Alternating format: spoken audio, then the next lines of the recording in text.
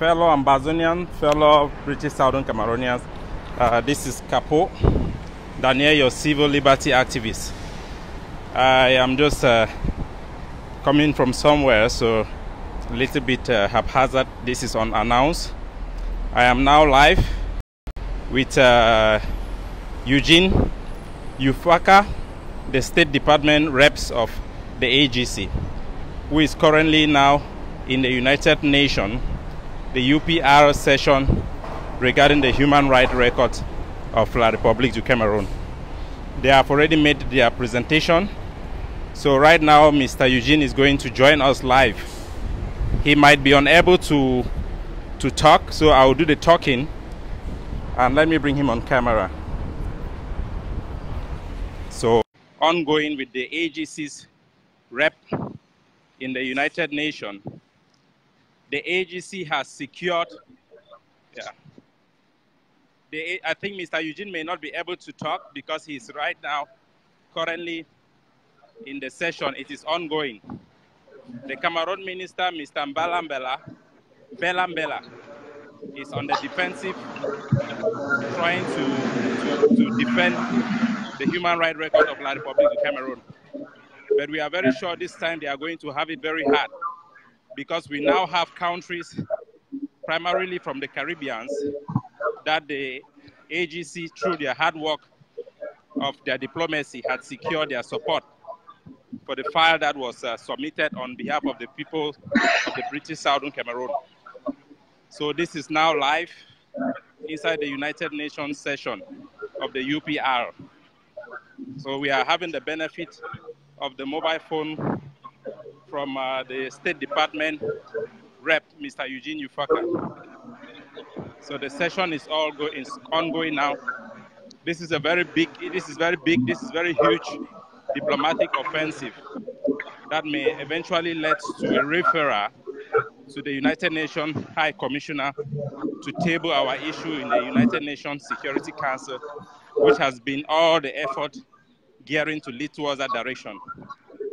So we are now watching live. We call on all Ambazonians to keep watch of this very historic moment.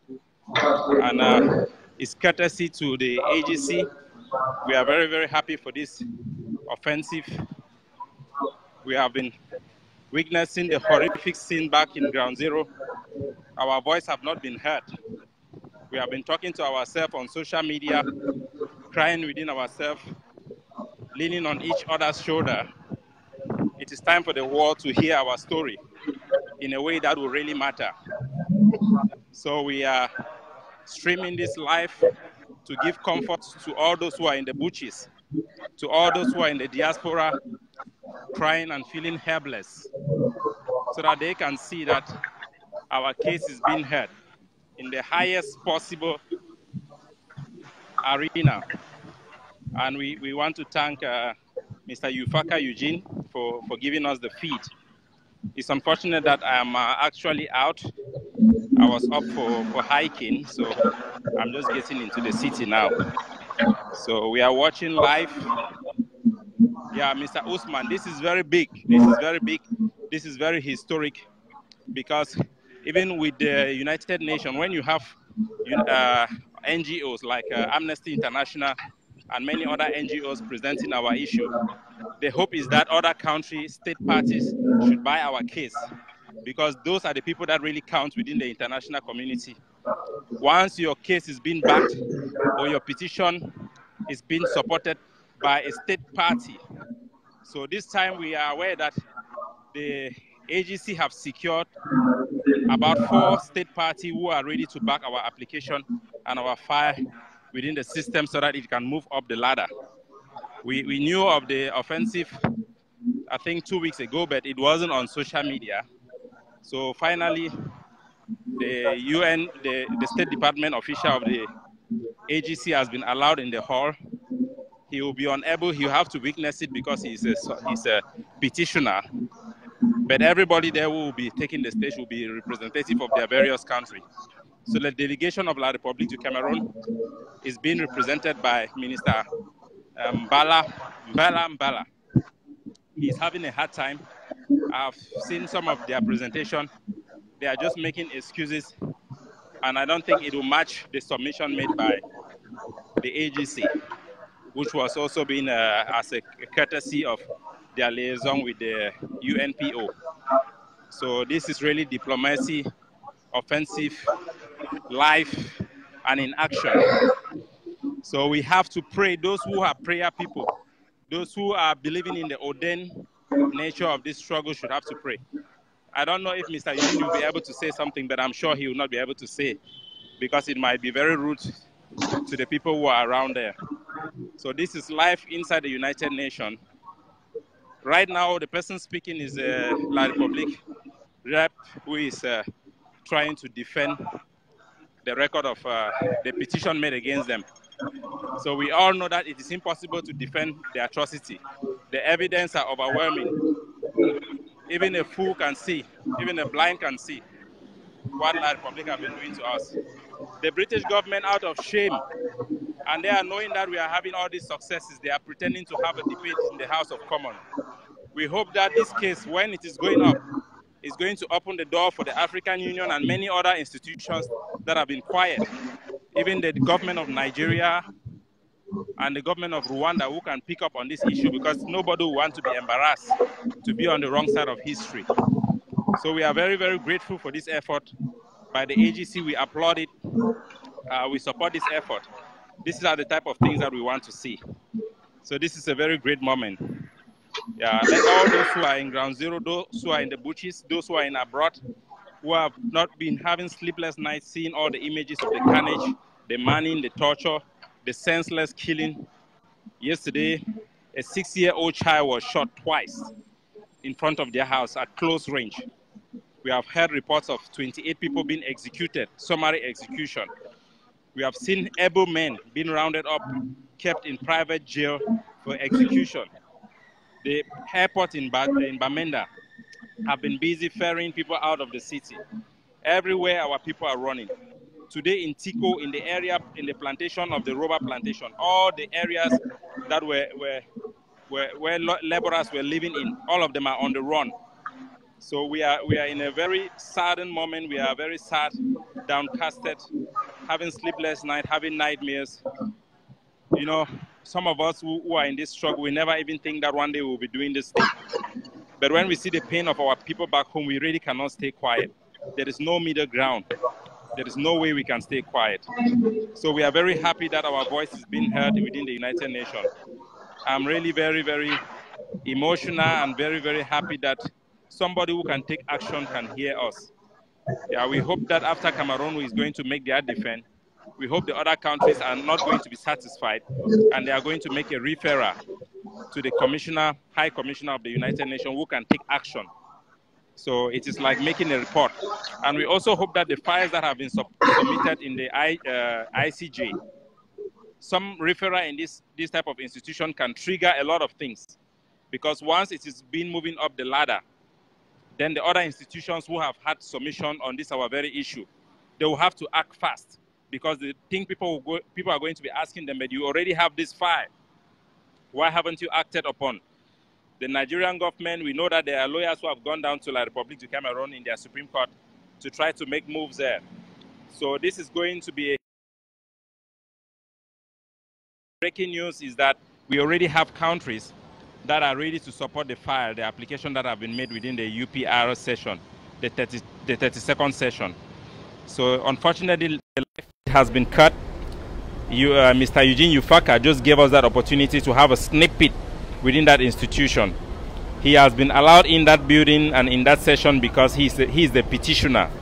So we just pray, we hold our fingers tight. All those who are in the run, all those who are mourning in the diaspora. Yesterday I received a call from one guy, I don't know his name. He called me from the United States. He's an old man and he was talking to me on WhatsApp and he was crying like a baby, seeing the blood flowing on our street. We are all heartbroken. What cannot describe the pain we feel when we see our fellow kingsmen being murdered, being destroyed helplessly, and we cannot do anything. The least we can do is to talk and try to advise the people how to defend themselves. We see the American embassy coming up against us, saying all sorts of things. So let me invite Mr. Eugene again. He is still there so that he can give us a snippet into that session.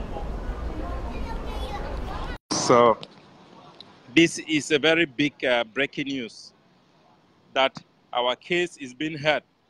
The file that was submitted by the AGC through their liaison with the UNPO has been forwarded, and the content La Republic have been called to answer. Yes, Mr. Eugene is there now. If he's able to say something, he will just say, and I'll stop talking. But for the moment, you can see the session going. Nobody is interested in what La Republic is having to say. Is that right, Mr. Eugene? You can nod your head. From the indication, nobody is interested in what La Republic has to say. They are guilty as charged. They have committed crimes against humanity. They have committed war crimes since it is a war. Even in war, there are rules. You cannot get into a village because your troops have been attacked. You cowardly go after innocent civilians, killing them in their homes, destroying private property, lying that those properties were destroyed because they had guns inside. What about the summary execution, the public torture and execution of Ambazonians? There is no way La Republic can have a defense against what is going on. Somehow justice always comes to light. Nothing can be hidden under the sun in this world. And surely La Republic is going to answer for their crimes. And all those who are pulling the triggers, all those military commanders, we have seen them in Rwanda. We have seen them even in Yugoslavia, in the land of the white men. They are going to face justice. If you are a military person in La Republic du Cameroon, and because you have been given order, you think you can just go and kill people who have not committed any crime just because they are Anglophones. And just because you have been attacked does not give you the right to attack innocent civilians. There is no justification for that. Even if you find weapons in the house of civilians without any trial, you cannot kill them. You cannot burn those private properties. Those are war crimes. Those are crimes against humanity. Our people who are sad and helpless, they shouldn't feel that there is no help. They shouldn't feel that we can surrender because there is no help. We have to fight because this is our dignity. Nelson Mandela once said that to deny somebody of his human right is to deny that person of his humanity. For us to accept this forced marriage upon us is for us to accept that we are less than human beings. Of course, we are not human beings. We are equal like any other person. Just like the United Kingdom have the right to pull out of the European Union, the British Southern Cameroonians, they have the right to withdraw from this union, whether the union is legal or illegal. As a state party, we have the right to withdraw. Our right of self-determination is inalienable. This is the foundation upon which the United Nations and world peace is built, the right of self-determination. The African Union, the Helsinki Declaration and the Helsinki Charter, which have been adopted in the United Nations and in the African Union, say that for any state to expand its borders after independence, it needs to get through a union treaty. This is a requirement by law. This is a cardinal law that cannot be compromised. We are on the right side of history. We are on the right side of the law. Our cause is just. Our fight is divinely ordained. We pray that this session that is going on, the defense of La Republic is going to be ridiculed by all the other countries because there is no way anybody can accept the things they are doing to us. The British people are ashamed into having a debate in the House of Commons. This is just the beginning. When the world will see this referral, our plight is going to be official. All the international media will have to cover our plight. Our people's voice will have to be heard. If you are running away and thinking that you committed the crime because you said that you want Ambazonia to be free, you want the union, the illegal union, to be seized for a complete decolonization, you are not a criminal. Don't think that because La Republic hunts you down like you are a terrorist, that makes you a terrorist. You are not a terrorist. Don't think that if you defend your home, you defend your village, because they call you a terrorist, you are a terrorist. No, you are not. And the international law is going to be applied. We hope that this session is going to be successful and we are going to have a referral, that the matter will be taken up at a more higher institution where they can have binding resolution, where they can use targeted sanction on members of the BR regime, and they can bring up the issue. Yes, Mami Jera, What is going on? We are having a live feed from the United Nations, the 30th session of the UPR, which is a review of the human rights situation of La République du Cameroon. All the submission that has been made by the NGOs, including, and most importantly, the submission that was made by the AGC through its State Department rep, Mr. Eugene Ufaka, has had successfully secured the referral of nation states within the Caribbean who have backed their application and made it a referral point. And La République Minister Mbela is now addressing those charges. All those graphic pictures, the picture of Samsoya have been presented, the picture of Mami Apia has been presented, all their stories is being heard by the representative of all the nations of the world. We hope that more countries are going to see these horrific, heinous crimes, and they are going to support the application so that they are going to make a recommendation for the High Commissioner of the Security Council to take up our issue for possible referral in the ICJ, for criminal charges to be brought against Paul Biya, and an international arrest warrant be issued against Paul Biya.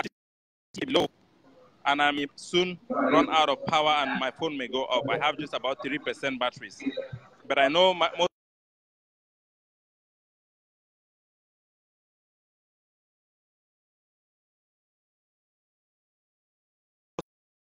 So once again, fellow Amazonians, this is a historic on this is a hope that everybody can know that our voice is being heard where it is supposed to be heard. It is not enough just to talk between ourselves, but we have to make sure our cry, our tears, our pain, those who have been killed, their stories can never be forgotten. It can never be swept under the carpet. It shall be heard. Their story of Samsoya shall be heard, of Mami Apia shall be heard. All those who have disappeared, their voices have to be heard. Let those who are men of prayer, those who are men of faith, let them pray. Let them pray, because this thing is a historic presentation that we are seeing. This is a very, since the beginning of our struggle, this is the biggest diplomacy victory. So I have just 2% left of my batteries. I'm going to sign off. Hopefully, people who are going to watch can share the link or can share it so that our people can see what is going on live. These images are going to be reduced probably for release later on, but hardly can we have the privilege to see this live session. Now the La République minister is responding, and nobody is interested to listen to him. You can see the hall is like Paul Biya addressing the United Nations. Nobody is interested in their defense, because all of them have seen those pictures, they have seen the videos in the fire, the digital fires and the physical fire that was presented.